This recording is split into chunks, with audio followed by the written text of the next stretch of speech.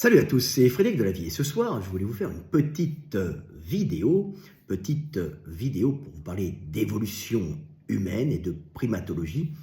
et pour vous expliquer pourquoi l'espèce humaine est génétiquement droitière et est majoritairement droitière, c'est-à-dire que on a entre 90 et 95% de droitiers chez les humains. Alors, pour cela, je vous ai écrit un petit texte pour comprendre quelles sont les pressions sélectives qui ont justement généré cette latéralisation droitière de l'espèce humaine. Le petit texte que je vous ai écrit s'appelle « Droitier ». La latéralisation humaine, ou le fait d'être une espèce droitière, est un avantage énorme dans les échanges entre individus, faisant gagner en rapidité, donc en temps de réaction, les interactions sociales quand tout le groupe ou presque est droitier. Ainsi, chez les humains, les échanges se font par la main droite. Tu prends, tu donnes et tu reçois par la main droite, d'une façon instinctive, inscrite dans ta génétique et accentuée par ton éducation. Et si le combat, l'affrontement entre individus de ton espèce humaine rend le gaucher beaucoup plus avantageux, en surprenant son adversaire droitier programmé à se protéger des coups donnés par des mains droites, l'affrontement violent est beaucoup plus rare que l'interaction de collaboration et d'entraide, avantageant à la longue les droitiers et desservant les rares gauchers. Ainsi, n'oublions pas que nous descendons de primates arboricoles, où la chute est une des principales causes de mortalité et d'infirmité. Il est donc fondamental d'être latéralisé génétiquement, le petit tendant instinctivement la main droite pour saisir la main droite de sa maman afin de monter à l'arbre et de ne pas tomber, et la maman tendant instinctivement la main droite pour prendre la main droite de son petit, évitant par cela des chutes de juvéniles et des morts inutiles. Quand l'espèce est latéralisée droitière, instinctivement, tout va plus vite dans les interactions sociales. D'ailleurs, même le langage humain s'est basé en partie sur cette latéralité primitive de grimpeur. Bipède, tu communiques en pointant de la main droite le sujet d'intérêt, mais aussi d'où tu viens et où tu vas, indiquant le passé, d'où tu viens, et le futur, où tu vas. Il est donc logique que l'aire de Broca, cette zone importante dans la formation du langage humain, soit à gauche, en relation directe avec l'indication spatiale et temporelle générée par l'activation de la main droite commandée par l'hémisphère gauche. Être droitier, à l'échelle du groupe, est donc un avantage énorme pour accélérer les communications et les interactions. D'échange, tu donnes et tu prends par la main droite. C'est ancré génétiquement en nous tous. Cela va plus vite que si nous n'étions pas latéralisés. Nous réagissons ainsi bien plus vite aux dangers, aux opportunités, par nos interactions accélérées par notre latéralité droitière, sauvant bien des individus dans des actions menées sous stress, demandant des interactions rapides. Nous aurions pu être majoritairement gauchers, mais la latéralité droitière s'est imposée chez les humains. Cette latéralité droitière humaine, génétique, était déjà là, il y a plus de 9 millions d'années, chez l'ancêtre commun que nous avons avec les chimpanzés. Chimpanzés qui sont, comme nous, très sociaux et majoritairement droitiers, pour les mêmes raisons d'accélération d'interaction sociale. Quant aux gorilles, cette latéralité droitière est moins prononcée et touche plus ou moins 60% des individus. Latéralité toujours favorable au bon fonctionnement et à l'accélération des interactions sociales chez des gorilles vivant en petits groupes. Mais cette latéralité est beaucoup moins prononcée chez les orang-outans, espèces plus solitaires, où les mâles vivent seuls et où les femelles vivent uniquement seules avec leurs petits. L'orang-outan, n'étant pas un primate social vivant en groupe, il n'a donc pas vraiment besoin de cette latéralisation génétique à l'échelle de l'espèce accélérant les interactions sociales complexes. Les orang-outans solitaires sont donc génétiquement, en fonction des répartitions géographiques, soit droitiers, soit gauchers, à la différence des hommes qui, par leur complexe structure sociale, sont majoritairement droitiers. La latéralisation droitière humaine étant donc totalement liée au fait d'être une espèce de primate extrêmement social. Voilà, petite vidéo pour vous expliquer pourquoi nous sommes droitiers et quels sont les avantages d'avoir justement cette latéralité droitière. Alors, évidemment, on pourrait dire qu'il y a des gauchers, mais il faut savoir que les gauchers ne sont pas des gauchers génétiques, ce sont plutôt des droitiers contrariés qui, au cours de leur développement, soit embryonnaire, soit leur développement éducatif plus tard, quand ils sont sortis de leur maman, se mettent à utiliser, pour plusieurs raisons, plus leur main gauche que leur main droite, mais l'humain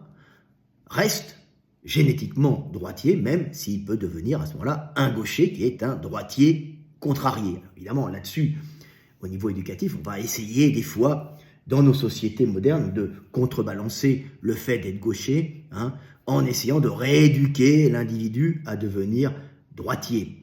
Mais, globalement, l'espèce est génétiquement droitière, puisque l'aire de Broca, qui se trouve à gauche et qui commande la main droite, est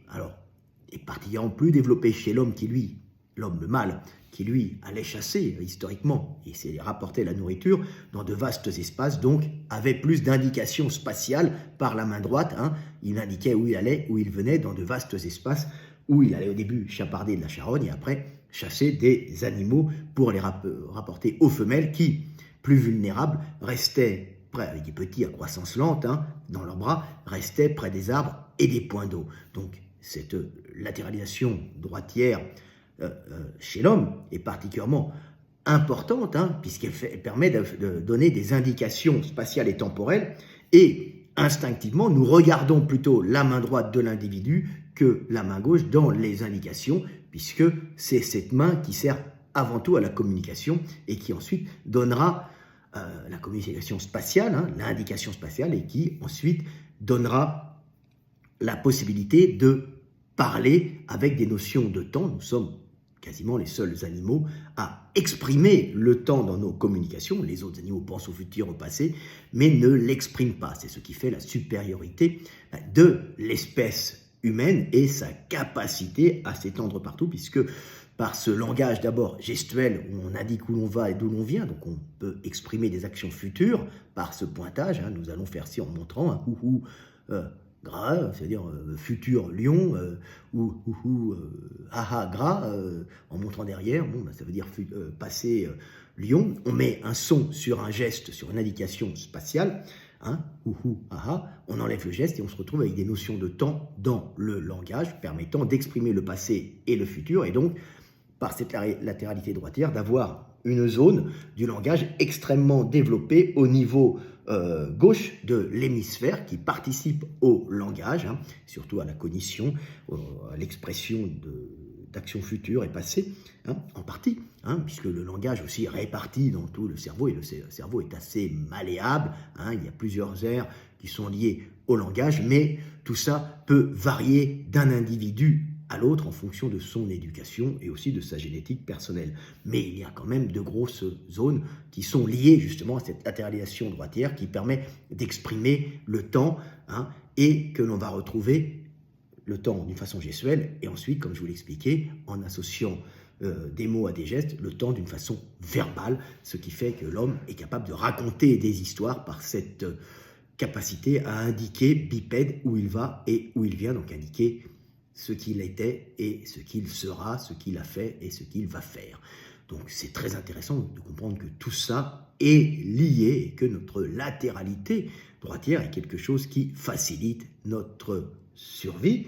mais qui permet aussi des fois à des gauchers de se maintenir et de performer dans de nombreux sports, comme les sports de raquettes ou les sports de combat, où les droitiers qui sont habitués à combattre des droitiers sont souvent pris au dépourvu par des pattes gauches, par des gauchers comme Rocky Balboa, dans des combats. Et c'est pour ça que les gauchers peuvent souvent s'imposer dans certains sports. Mais n'oublions pas, le gaucher est un droitier contrarié, et le gaucher a aussi évolué dans un monde de droitiers Donc lui a l'habitude de combattre des droitiers, ou d'affronter des droitiers, alors que le droitier a en général l'habitude d'affronter des droitiers, donc c'est tout avantage pour le gaucher. Mais en dehors de ça, les interactions sociales sont beaucoup plus rapides au niveau de l'espèce, comme tout le monde, ou presque, est droitier, ce qui nous fait gagner du temps, de l'énergie, et donc de l'argent. Mais l'énergie, le temps, c'est de l'argent. Voilà. Petite vidéo du soir espoir pour vous parler un peu de ce que nous sommes. Petite vidéo philosophique, anthropologique et paléontologique, pour vous montrer quand même que tout ça débute il y a bien longtemps, et que l'ancêtre commun des hommes et des chimpanzés, puisque les chimpanzés sont majoritairement droitiers, devait être lui aussi droitier, ce qui a facilité la survie de son groupe et a donné ensuite deux groupes d'espèces il y a à peu près 9 millions d'années, les hommes et les chimpanzés, ou les ancêtres des hommes et des chimpanzés. On va dire qu'après ont choisi leur chemin, ils se sont encore métissés un peu de temps en temps pendant quelques centaines de milliers d'années, voire millions d'années, mais ils ont suivi leur chemin propre de primates chimpanzés et de primates humains bipèdes, mais toujours droitiers, et les uns pouvant, en étant bipèdes, à ce moment-là, indiquer plus facilement la direction dans de vastes plaines, dans de vastes savanes, et à ce moment-là, verbaliser des indications spatiales, devenant des droitiers capables de parler avec des capacités dans l'hémisphère gauche qui actionne la main droite, de parler du passé et du futur. Voilà, petite vidéo du soir espoir, pour rendre plus intelligent ma communauté et pour permettre à l'homme de savoir d'où il vient et pour mieux maîtriser sa vie et mieux maîtriser son avenir. C'était Fouad Delavier, je vous aime et paix sur terre mes frères et sœurs.